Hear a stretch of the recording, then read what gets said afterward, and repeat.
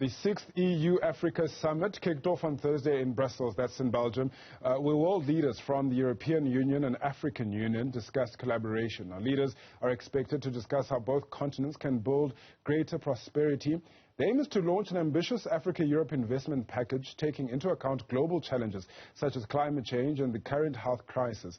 Now, the recent coups in Africa are also expected to feature prominently in conversations. To join us on this is the development economist and CEO of the Frontline Group program, Dr. Jason Musyoka. Thank you so much for your time, Doc. A very good morning to you. The summit is supposed to be used as an opportunity to recalibrate the economic and strategic partnerships between Africa and Europe. We've seen the EU come under fire, specifically from Russia, specifically from China.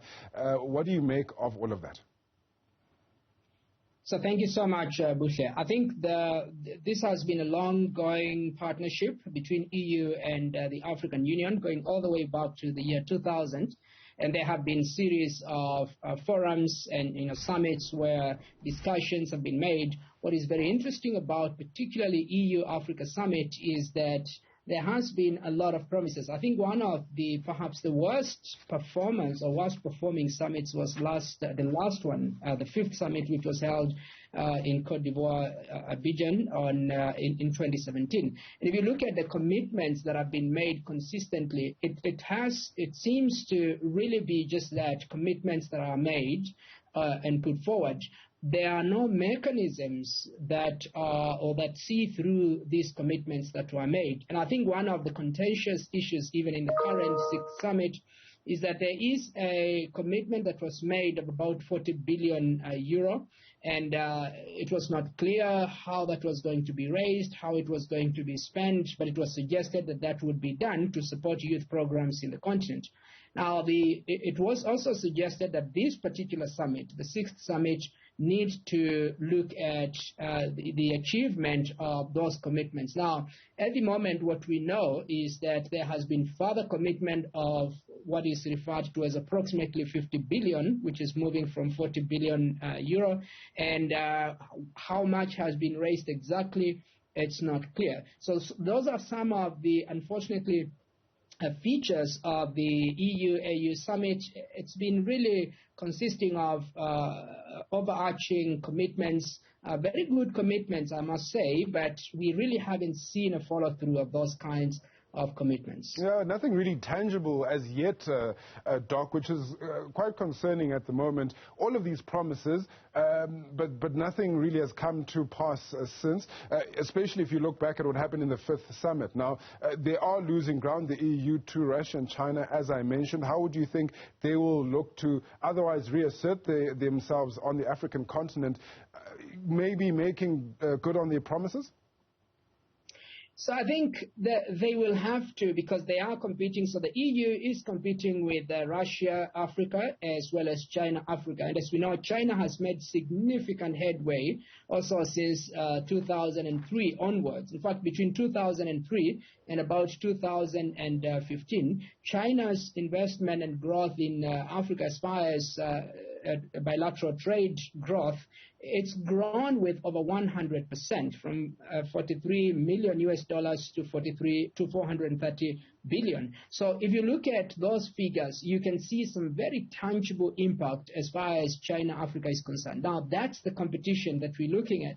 Russia, which also started a very ambitious program between Russia and African states, started in 2019. It's also, we've seen significant growth in trade in just the last 2 years, and we're waiting for another second round between Russia and Africa still this year. So those are very tangible, and Russia is following through also with major investments, foreign direct investments, particularly in the nuclear industry, but also bilateral trade between Russia and Africa is very tangible. So EU is battling with those key competitors. And what it seems to me that EU and Africa summits or relationship is really a proxy competition between EU and Russia and EU and China. China, of course, most of the regions now afraid that China is rising to become the global economic power, and the pushback is to try and scramble for Africa, so to speak,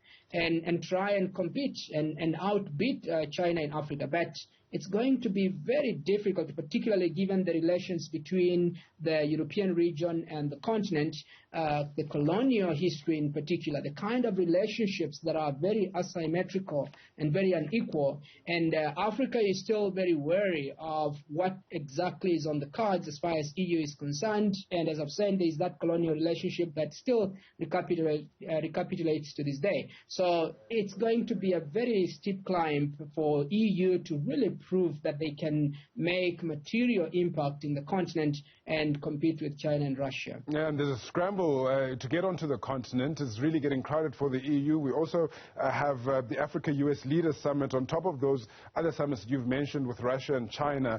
And the colonial past really does come into effect here. We've seen France, for instance, pull out of Mali. We've seen the colonial past of European countries in Africa come under question and scrutiny at the moment. How much of that will have an influence on what Africa chooses to do? And also looking at, Agenda 2063, I mean, the 10-year implementation plan, the first 10-year implementation plan at least, runs until next year. So that should be in the back of the minds of African leaders as well. Yes, indeed. And I think one of the key cards that EU is playing at the moment is the fact that we've got the AfCFTA, the Continental Free Trade Agreement, and of course, which came into effect last year. There is an opportunity, that's for sure, between EU and the continent. But how those kinds of trade agreements are made, I mean, the rhetoric in these summits has been, we need to have equal kind of partnership. If you look at the commitments that have been made, such as migration management, for example, or climate change, in fact, one of the commitments that was made by EU was to try and initiate both digital and climate change or environmental kinds of programs, but on one condition, that African states do not make use of fossil fuel. And of course, countries such as Senegal, South Africa have pushed back. And so you can clearly see the kind of conditions that are being placed. China is not doing any of that. So if you look at the AfCFTA, it has become the opportunity for all of these blocs to try and get into the continent and invest using FDI, aid, that's foreign direct investment, aid, and so on. But EU still lags behind, even though there is an opportunity for trade between the two countries. And I have also to add, Bukhe, that when you look at China, for example, the BELT project, the major global infrastructure project that they are rolling out, which is also a part of overall Agenda 2063 priority for the continent. EU has tried to counter that. Macron, we saw him in the current summit, the 6th summit, proposing that the EU needs to establish also a fiber cable between the region and the continent. So you can clearly see how this is playing out, but it's also playing out within the context of the African free continental trade.